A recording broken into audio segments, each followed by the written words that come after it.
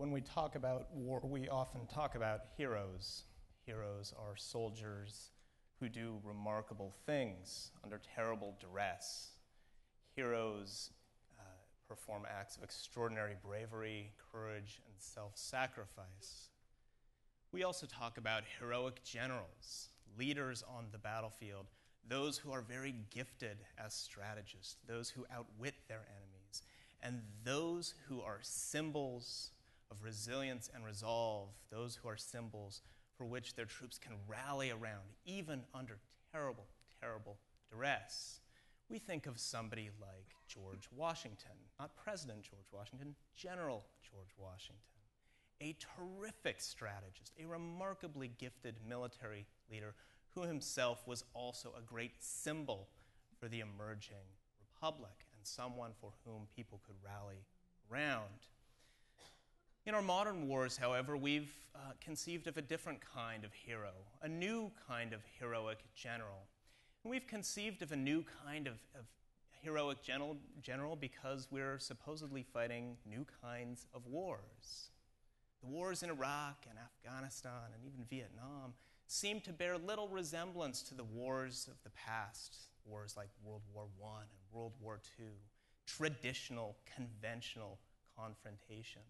In those wars, victory was decided by which army was strongest and which navy was most powerful. These were clashes of armed bureaucracies. These were militaries slugging it out, and progress was measured by the number of enemy killed and captured and the amount of ground taken. Our current wars, so we are told, are different. These are wars for the love of the local population. These are wars to win the hearts and minds of civilians. These are wars not against uniformed enemies who line up in organized brigades and battalions, but among enemies who hide in local populations and try not to be seen as best as they can. What kind of general can win such a war? Well, we are told not the old-fashioned general who is good at slugging it out against conventional enemies. We are told that the modern hero is one who understands the inherently political nature of these wars. That these are not contests of strength, but these are contests for the loyalty of the people. Pitting a government against an insurgent movement, both looking for the love and affection of the people, and both trying to gain legitimacy. An enlightened new kind of heroic general must understand the political nature of these wars. Now, every hero story needs a villain. And the villain in these stories are those old fuddy-duddy, troglodyte, stuck-in-the-past generals who think about victory in crude terms like enemy killed and captured and ground taken. Those are military leaders who get in the way of progress. And in fact, they make things worse because in their relentless pursuit of the enemy and their relentless use of violence to kill the enemy, they end up killing a lot of civilians in the process. And those civilians who you need in order to make progress in these political wars turn to the other side. The villains are not only getting in the way of progress, they make victory impossible. Read a little bit about counterinsurgency, and you'll see historians and journalists telling a very familiar story in some very familiar cases. It always starts out badly. The counterinsurgents are old-fashioned. They don't get it. They use too much violence. They alienate everybody until a hero arrives, an enlightened new kind of general, an intellectual general who gets it and who rapidly puts in progress changes that turn the tide of the war. This happened in the Philippines. There was an insurgency in the Philippines after World War II. And according to historians, it started off very badly for the fledgling post-war government, which was led by these people, a real villain. This is President Rojas of the Philippines, who had a reputation for corruption and brutality and thought that he would defeat the insurgency by killing them brutally. And he authorized what he called open season on the rebels. Civilians were caught in the crossfire. Things didn't get better until this man arrived, Ramon Magsaysay, first as Secretary of National Defense and later as President, a man who put in place reforms that took the people seriously, that streamlined military action so there was fewer deaths, who reformed the government so that it was more competent and legitimate, and things, so we are told, got better. This happened in Malaya, in another post-war insurgency. The counterinsurgency effort was led by the British and specifically by villains like this, Sir Henry Gurney, the British High Commissioner to Malaya. This guy looked out of step. This guy didn't have anything in common with the Malayan people. Just look at him. Look at how he's dressed. Look at his hat. What would a Malayan peasant have anything to do that would make him support such a man? And he looked the other way as brutality continued, brutality which was counterproductive until a hero arrived. This is Field Marshal Sir Gerald Templer, who arrived on the scene and streamlined military operations and reformed the government and got out with the people and won their support and affection and turned the tide in a losing war. We hear the similar story about Vietnam even though it didn't turn out well for the United States, it got better. Now, according to this familiar story, we started off doing very badly because our military was led by men like this, General Westmoreland, a general who had cut his teeth in World War II thinking about conventional warfare, leading tanks. And this is the kind of war that he was trying to lead.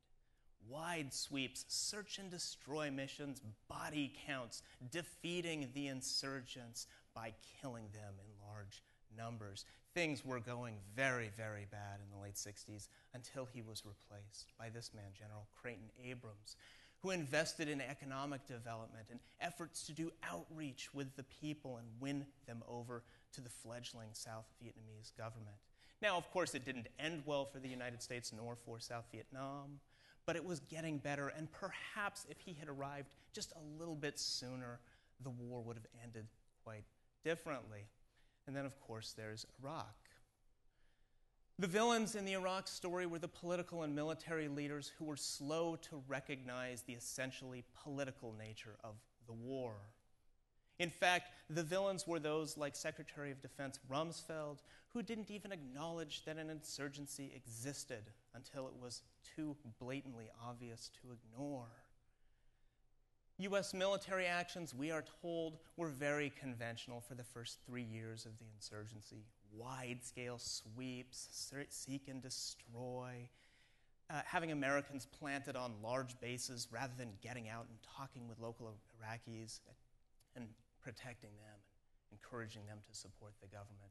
And things only started to get better after General Petraeus arrived.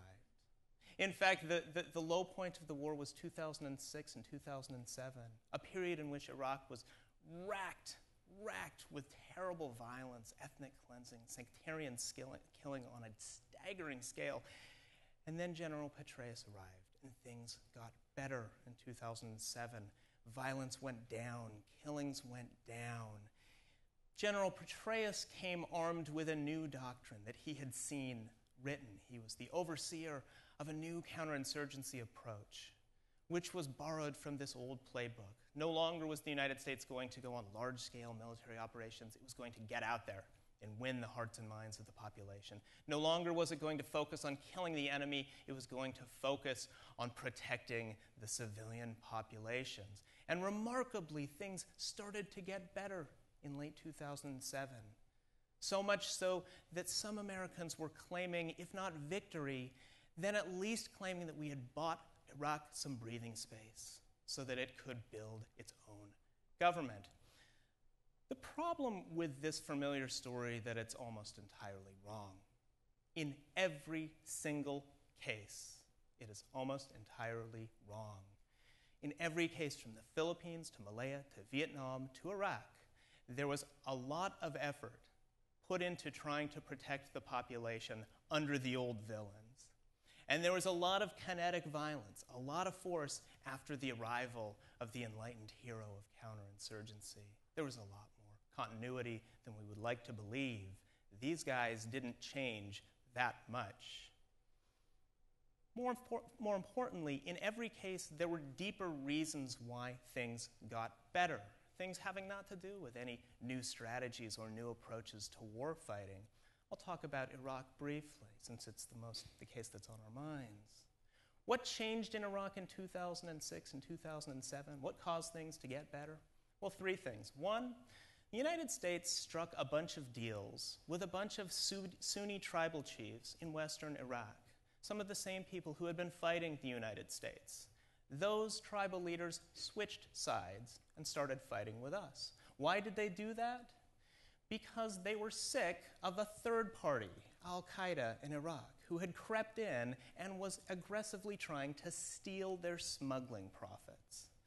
So they flipped over to our side because we both had common cause. They also flipped because we were paying them. What else changed? Well, in early 2007, the Prime Minister of Iraq, Maliki, decided to wage a war against his Shia brethren in the south, and we decided to support him to the hilt. We helped him consolidate power, and he hasn't stopped consolidating power. And the third thing that happened, the grisliest of all, is that all of the killing, all of the sectarian violence and ethnic cleansing meant that by the end of 2007, there were fewer targets left. Whole neighborhoods had been cleansed. Whole peoples had been separated. The reason violence went down is because the process had basically finished. So what does this tell us? Well, it tells us a couple of unsettling things.